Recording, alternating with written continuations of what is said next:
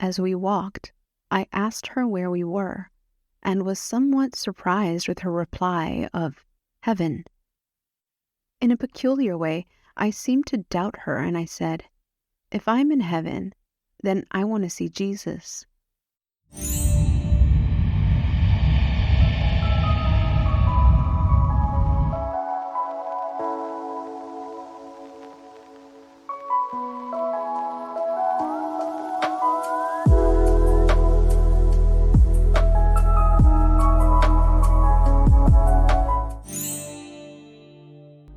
Hello, everyone.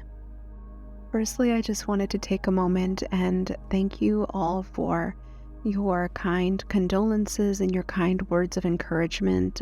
For those of you who don't know, I lost my grandmother about a week ago on Sunday night, and she was a very big person in my life, my entire life, and it's going to be quite an adjustment to continue on without her.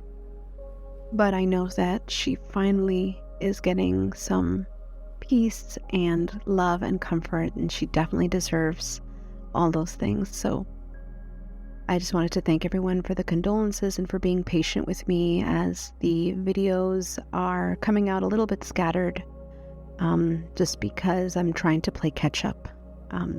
But I do want to make sure that I am providing you guys with quality content. So again, I just want to say thank you, and thank you for your patience. Today's NDE is by Donald. In the summer prior to entering the 5th grade, I fell from our backyard tree. It had been infected with the spruce budworm disease. The limb that I was swinging from let go, and I fell approximately 15 feet. I broke both arms, with my left arm being severely injured. I also impacted mud into my nose and throat. The lawn and bare ground around the tree was wet from rain from the prior night. Initially, as the branch snapped and I started to fall, I was surprised to be caught mid-air by a bright, glowing being, which carried me upward. Upon reaching a glowing, bright landscape, I was released. I became quite euphoric and joyous.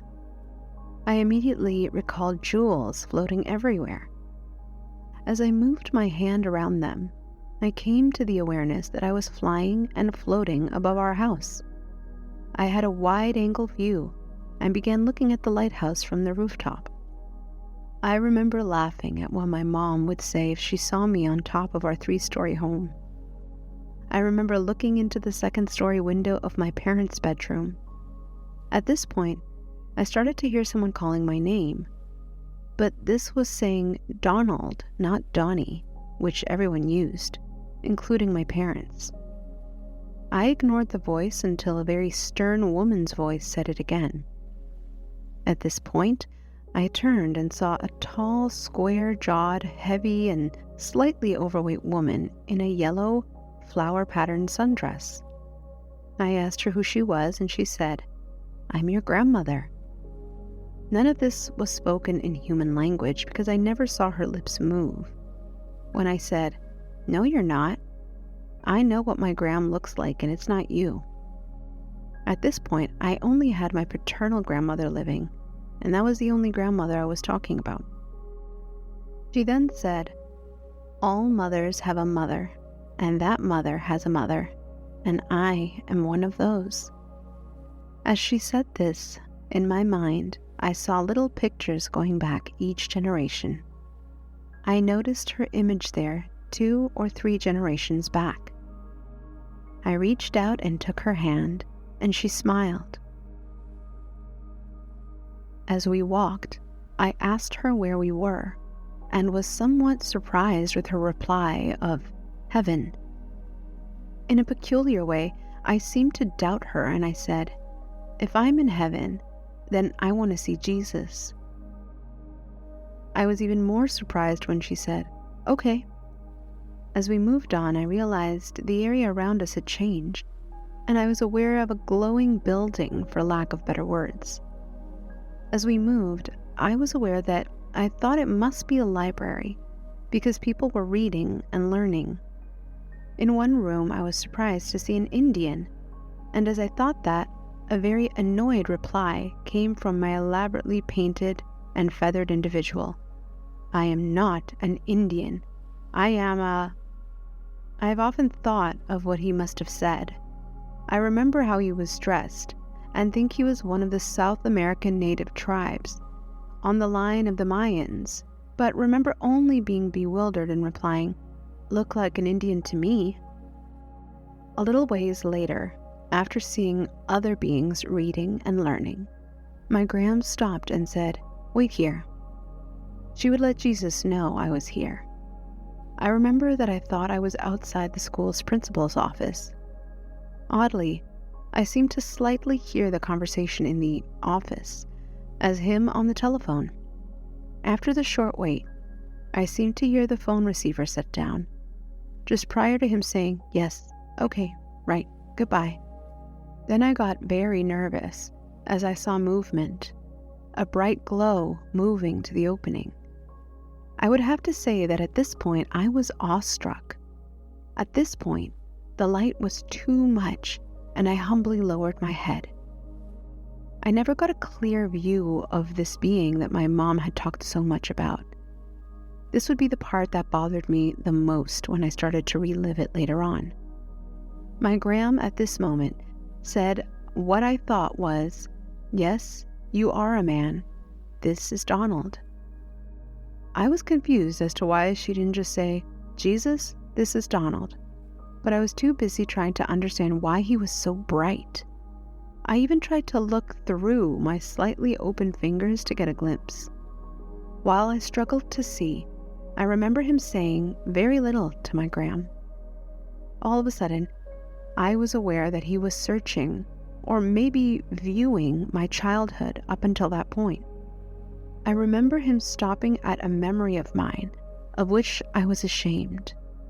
I saw the event, the theft of a toy rubber knife from a Main Street department store.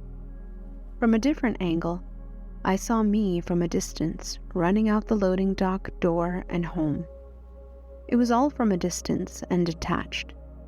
He paused slightly to see my reaction, and with no judgment, whizzed through the rest. After this, my gram and he talked. She turned to me and said, "You have to go back." I think I even surprised myself when I said, "No, I want to stay here." Gram said that would make my family very sad because they love me very much.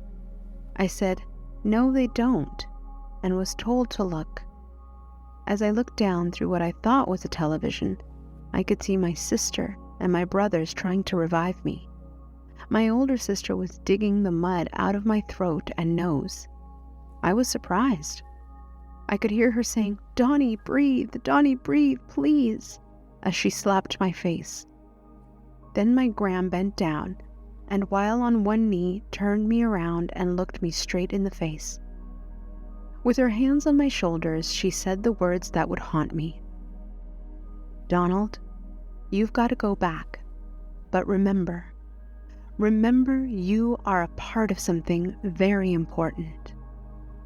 As I turned to look again at what was happening with my body, being confused as to what my gram meant, and before I could inquire, I felt a huge push from behind. I fell headlong into the limp body and started gasping for air and gulping for air. The pain was awful.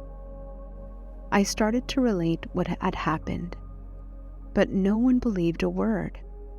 Over time, even I forgot. It sounds impossible, but when all your family tells you you're mistaken, even you start to believe it. So back into the back of my mind it went.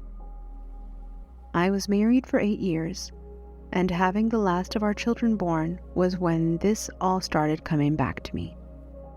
In dreams, hearing certain things, and then my brother tells me the Hebrew name for Jesus was Yeshua. Boom. What a lot of memories then. I didn't get to tell my mother the whole story until she was in the hospital and only had 2 weeks to live. She made me promise to tell my siblings, all 7 of them. Honey, I can see why you never told anyone. You were afraid that no one would believe you. I laughed aloud and was surprised to hear myself say, No, dear, I didn't tell anyone because I didn't believe it. Because after years of being an atheist, it didn't have a place. I'd like to end by saying that I've tried over the last 5 years to tell people this event. Even now, when I get to the point where Yeshua comes out to greet me, I get some of that same rush of emotions. It gets me crying and embarrassed. I think that's why when they asked me if I knew my mother and family loved me, I said, No, not like this. It seems that love in the physical sense is nothing compared to real love.